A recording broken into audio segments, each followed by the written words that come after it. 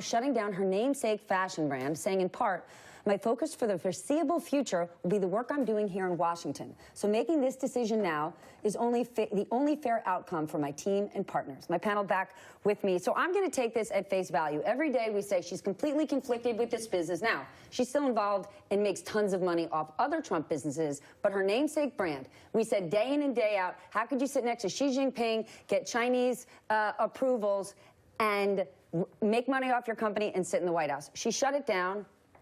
I think it's a positive. It may be a positive, but I think you've also got to look at it as an American company, $100 million in revenues last year, employed 18 people, that now goes away. And that's unfortunate because it's a representation of the further polarization of politics, people who said, we're not going to buy this product anymore because her name is on it. No. Every person who joins the administration leaves their business behind, and they can't be conflicted. Yes, 18 people work there, and you could say Nordstrom didn't want to carry her, in people in San Francisco, in New York. It was the subject of massive boycotts because of her name being on it. But lots of department stores like Belk in the Southeast, in Trump country, picked her up. Right. And she did get licenses overseas a lot faster than some of her peers did. Right, and so is it being shut down because she wants to remove herself from it, because it was losing money, or because she's just doing the right thing because she's getting so much criticism? We don't know, but it's still an American company that will no longer exist tomorrow. And I think that's unfortunate, not something to celebrate. I'm going to take the politics. It's not something to celebrate. So Gary Cohn should have stayed on as president of Goldman. So Rex Tillerson should have stayed on representing Exxon? No, but Exxon didn't shut down, and Goldman didn't shut down whenever they left either. But Gary's wife and children and Rex's wife and children aren't getting that big income that they would get if they worked at those companies. That's nonsense. Right, but the company, I'm not talking about her as an individual. I'm talking about the 18 people who work there and the fact that it's an American company that exists that we should celebrate. And the fact that she went out, so she made a big deal out of the working women and trying to represent them. And I think that in of itself, hopefully she'll be able to do it. But actually, the company she's taken a shift and said she's not at all focused on women, because when we've asked her about the reunification of the migrant children, she has said, no, I'm focused on workforce development. Okay, well, that's just, you're getting a different policy. And like I said, in just a practical level, and I actually ran by some of our fashion people at the Globe with the Root, the clothes weren't that good. Like, that's the thing. I can't debate that. But I think that matters because, again, I don't think it's boycotts. I don't think, and if she wants to leave the business, it's fine.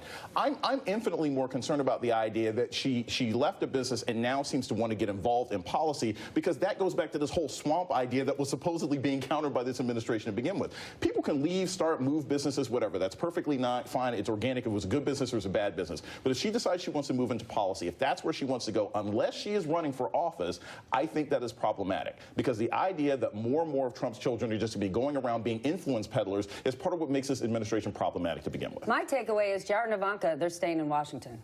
They seem to be staying in Washington for the time being, but this was a problem from the start because she's a senior advisor to the President of the United States. Can you imagine if Karl Rove had a sport jacket business, or David Axelrod was selling coats or ties? It would be doing media advertising. He didn't shut down his company when he went into the White House. AMC still produced ads for Democrat candidates. No, it's not a conflict that's equally troubling? No.